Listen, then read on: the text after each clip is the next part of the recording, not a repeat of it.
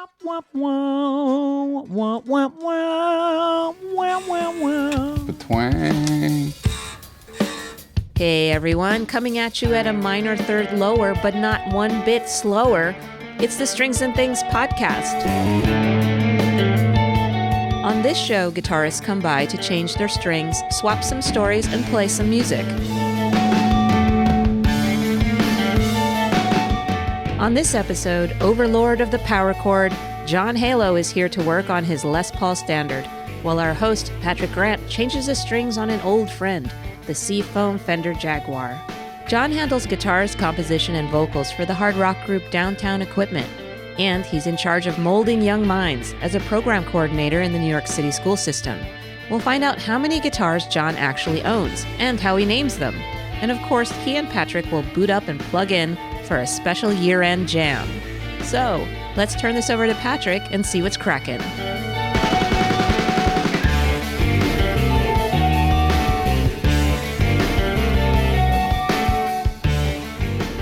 This is our 12th and final episode for 2016.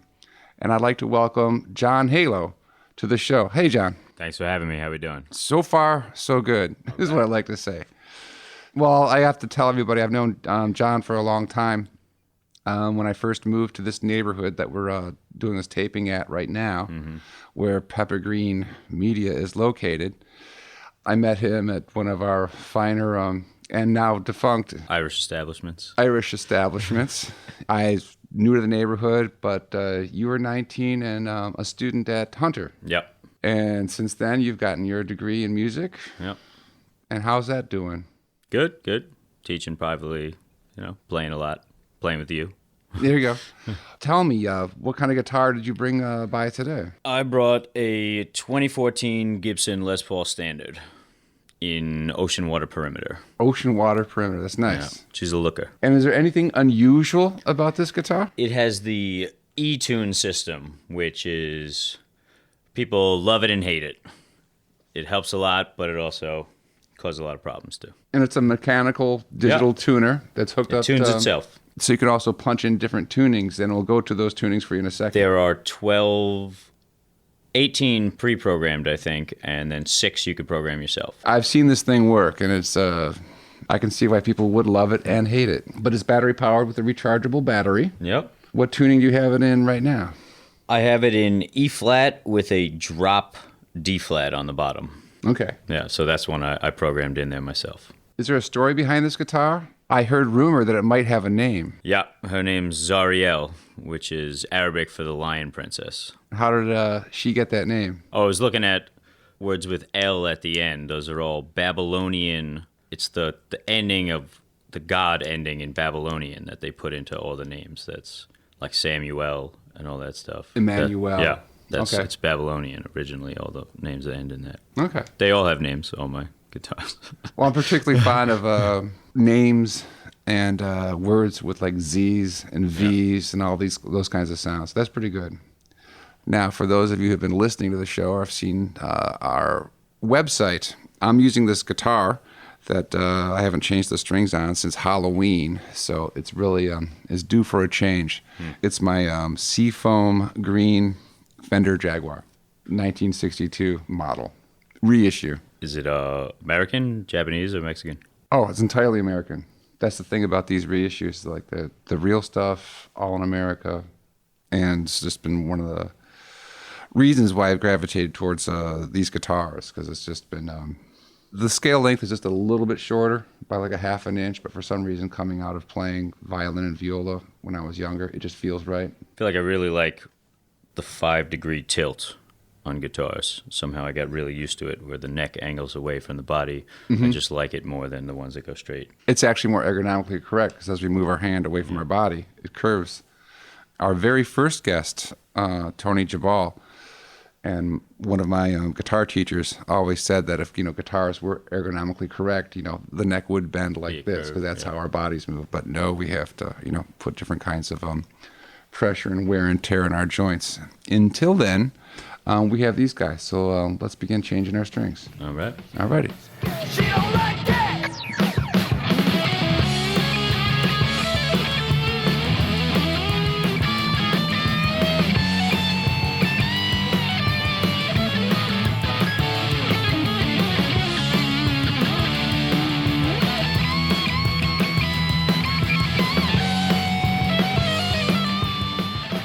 If you're just tuning in, we're with John Halo here.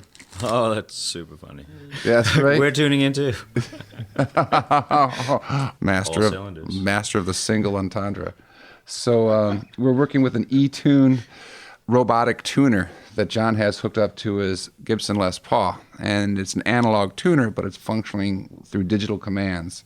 So in order to get these strings off, you have to go through all these menus, and they're screwed in. You need a screwdriver to pull the string out, actually, at the end. You're gonna need a screwdriver? Yes, I will in a moment. I'll have a rum and coke. Make mine a Myers. There's an old joke there going back to the early days, but no, seriously. They made all the guitars in 2014 with it. So all Gibsons that they came out with it, I think in 2013. This was the second year of it, of the eTune system. And then the third year in 2015, they changed the name to GeForce. You said when we were checking it out earlier that it has what they call it, 7 pancake gears stacked on top Yeah. of each other. Mm-hmm. And for something that's so small, I mean, it's like you're working with a Swiss watch, basically, in terms of the amount of gearage that's going into making this work. Here we go. Ooh, can we hear that again? Now I'm tuning up and down the bottom, the lowest string. No. Oh, no, I'm in. No, go to E. And you get it slack, and you turn it off. Then you use the screwdriver. I have had to replace the tuners on two separate occasions because I was messing around with it manually, and the gears that you're speaking of, they slip and they break, and then there's nothing you could do about it then. Right. But Gibson replaces it free of charge. But you see, that's a pain because you have to It's you have to send it in. 2 weeks without your axe. Yeah.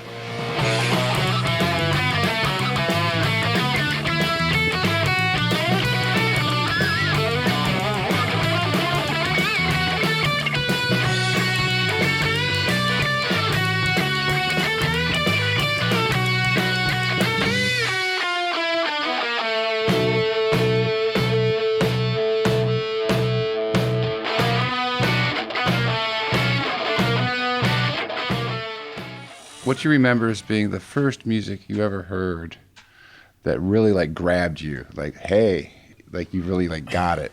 I feel like 4th and 5th grade is when I wanted to start playing. That's when I started playing piano, guitar, and alto sax when I was 8 years old. And yeah, I guess that's kind of the era of Offspring and Green Day being Okay. on New York radio back then. Well, look, well, you know, Leads to better things. especially when we're little kids, we just grab music wherever we can get it. Sometimes it's totally a matter of circumstance. I was into the Red Hot Chili Peppers a lot back then, probably also. So you're saying you were pretty fly for a white guy? Exactly. Okay. 8th, 9th grade, I got really into Van Halen 1 and Derek and the Dominoes stuff. And that was definitely like inspiration to not just play, but to be good. So it sounds like a lot of some after-school lessons, some public school stuff. Yeah. I played in school bands, and I did piano and guitar every week. What was your first guitar? Oh, I still have all of them. I got a lot of guitars. I don't get rid of them, really. A 3/4, I got them like the same, I feel like it was Christmas of 4th grade. I got a 3/4 size acoustic, and then my uncle gave me it looks like a Stratocaster. It's made by Epiphone in the 80s, and it's made of mahogany, so it's heavy. It's very interesting, and it has like that hot rod headstock on it. So, of course, I covered it with stickers and Sure. ruined the outside. But I still got all of those. Yeah, I've mostly Gibsons, but I've actually purchased a D'Angelico since they've come back to New York since 2011, and I find they play very nice as well. It's an original luthier from, I think, the Lower East Side back in the turn of the last century. And then, yeah, it was all like Oh, okay. Well, handmade. I know what But you're then they talking stopped about. making them, and now they came back in 2011. No, I making can see the guitars curly again. Q way they Yeah, spell the yeah, name. How many guitars would you estimate you have? 12. I have 4 and a double neck in my apartment right You have now. a double neck. Yeah, I got a double neck. It's a copy. It's a Korean copy of the SG. Right. Yeah, the one that everyone has. It's pretty fun. You should bring that out to I think I got that when I was 16. Yeah, it sounds like a 60-year-old thing.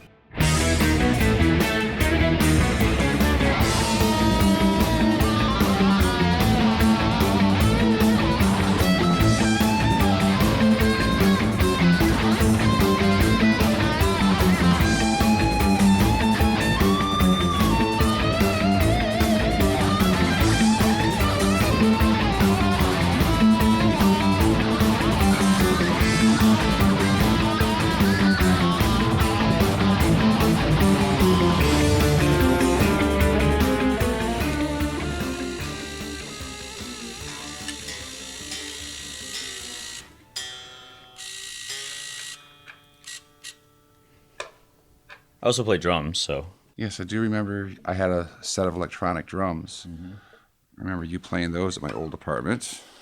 we also did something where I was playing guitar and my little brother came and he played them. We recorded something way back in the day. And I remember that every chord was a minor chord. Oh, yeah? You came from a musical household. Yep. My mother's mother was a really great pianist. So it kind of skipped a generation, and me and my siblings, we all play. Yeah, I met your brother a long time ago. Tim, my brother, we're all multi-instrumentalists. My sister was a double reed player. My brother is a drummer, low brass, and piano. You ever get together and jam at family reunions? Sometimes, yeah. We've been known to all get on the piano. And I started when I was 8 playing alto sax, guitar, and piano. And so my mother bought a piano and was like, guess what? You're all playing. And so me and my brother started taking lessons every week. We used to do duets together. That was kind of fun. Oh, yeah. Do you remember like the course method that you, John Sham, John Thompson? I feel like I had lots of different, I didn't have a singular book. I feel like it was a Grieg, this piece, that I was playing the way low down bass. And it was like all written, it was written for 4 bass clefs. Okay. Yeah, and so like the whole thing was kind of on the lower half of the piece. It was an interesting piece. Then I eventually switched over in school because I was a pianist. I started playing orchestral percussion. And I was doing all kinds of xylophone, chimes, and then I got into timpani and stuff like that. And then I started playing drums that way. I guess I went backwards from piano to drums. Or forwards, Yeah. if you're a drummer, depending on... No, I mean, most people don't go that route. Piano was always classical. I still play classical piano. I do. I'm into Chopin a lot and Debussy on piano. Oh, so you weren't kidding around when you were making fun of me earlier about something about... No, I was not. Chopin. Well, that's also music theory. That's where I did my focus in school. Oh, really? Yeah. Any particular aspect of Chopin? I like the etudes and the preludes. Probably the best. They're some of my favorite stuff. Yeah. No, okay. Guitar was mostly popular in rock music. I got into jazz a little bit in flamenco, but I guess it was mostly... As a guy who studied rock and classical growing up, the rock will get you more girls, that's for sure, when you're in high school. I feel like the backbeat's something you can't get away from. If it's in your blood, as much as you want to play everything else, I hear it all the time. Well, I imagine there was a time when rock and roll was brand new where you had to go places and seek it out or find the 1 or 2 radio stations in big cities that had it. But nowadays, you turn it on, every kid show has a backbeat. You know, it's just all over the place. So it's ubiquitous in that way.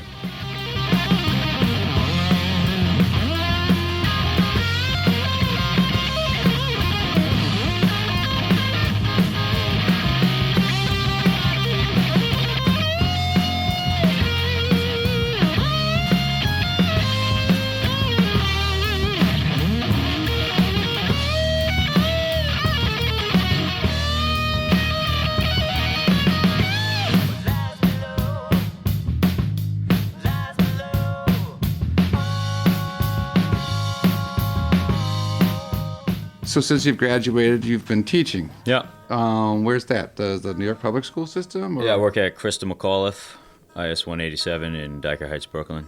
Junior high.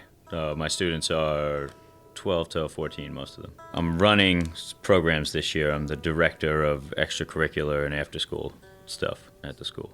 Is that like a set thing, or did you get to come up with stuff? Yeah, I do programming and unit based. I pick classes that I want to offer, and I get teachers to teach them, and stuff like that. What kind of things? Lots of stuff from, I got 3D printing and aeronautical engineering to I run the basketball team, the school play. We're doing Seussical this year. And Okay. yeah, I run all this stuff. It's all under me now. Oh, that's pretty cool. Yeah, and then privately I teach guitar and piano and lots of math, actually. I enjoy math just as much as music theory. I feel like it fits together and it's fun, but no one else seems to. You teach math all the time? Yeah, a lot of math. Or just on special equations? Yeah, sorry. Yeah, what is the toughest thing about teaching? Getting people that want to be interested in subjects.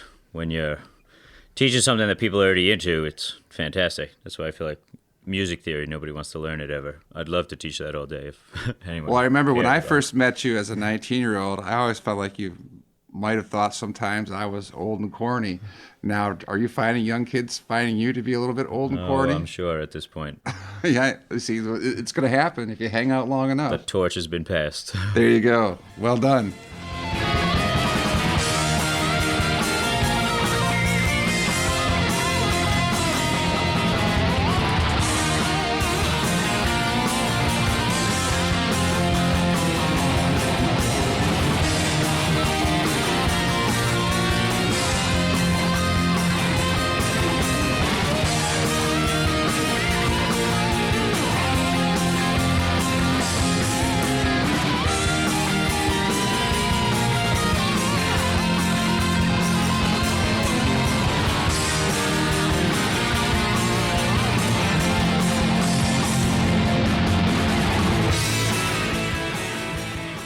So aside from music, what other things interest you and that you do? I know travel's one of them. Definitely. I was in Cuba and Mexico within the last year. I also know you're in a band called DTEC, which is short for Yeah. Downtown Equipment. Downtown Equipment. It's a quartet, hard rock outfit. Any new projects coming up with them? I know you had a gig recently. You're always having a gig recently. We're playing a lot, but we're working on hopefully a full-length LP release in 2017 that we're going to be calling Aztec. So we can look forward to that because they are a great live band. I've Thank seen you. them. Yes. Well, I should say you have also been playing in the Tilted Axes Music for Mobile Electric Guitars Ensemble. We just did the Halloween parade. Yeah, not too long ago. And I remember when we were working on that first album, you said to me, you have to come up with a production schedule and keep to it. And then that still rings in my head. And then once you said that, the album got done, like really quick. Yeah, I always try to map out how many days I'm going into full studio when you're paying to rent the live room and everything like that. Try to be all right, if there's 9 songs you got to get through, you got to You only see get if you through do 6. 3 Yeah, each something. time or something, planning that over 6 months. And But now that we have our strings changed, being that this is the last show of this year, of this season, so to speak, I want to mix things up a bit, if it's okay with you. Knowing how you can shred, I thought it would be cool if I played bass. fantastic idea. Okay, I have a Hofner bass, an Epiphone Hofner bass that I got from a very dear person, and like to try that out. And I wanted to do something different in that I collect isolated drum loops and drum parts from various famous songs and bands. But I do have a really good drum loop from a very famous 1970s artist and his band. So that's half the clue, but I'm not going to say who it is. Are we going to keep it a mystery? Yes, if anybody can guess where this drum loop is from, you will get a very special prize if you write into the show. What if I get an interesting tuning going on here too? That's good. I'm thinking if I go drop E flat, drop the whole thing to E flat, and then drop the lowest to D flat. Okay, as long as we call whatever we come up with C sharp. You can do it if it makes you happy. As a way of looking at things, like C sharp, but Living in our 12-tone enharmonic worlds, totally. Well, that's only when it's equal tempered, but well tempered, they're all different. Yeah. Music theory, kids. So you want to give it a shot? I'm ready when you are. Let's see what we come up with.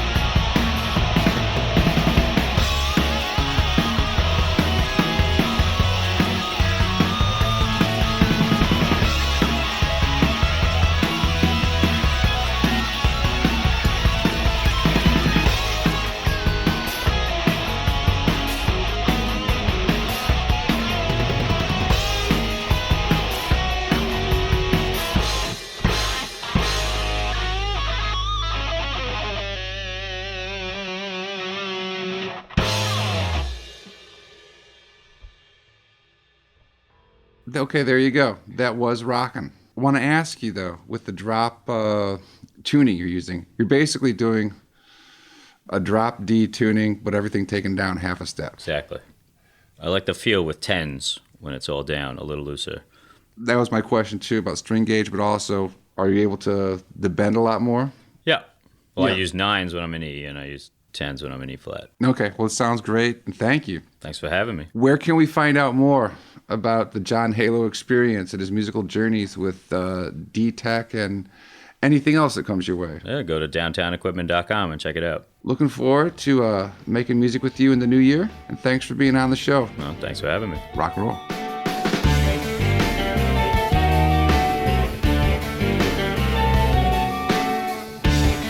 That's all we have time for today. Thanks for joining us.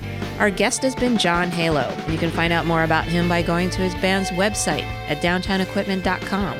The music in this episode is from Downtown Equipment's latest EP, Calls for Chaos, and from the album Tilted Axes Music for Mobile Electric Guitars.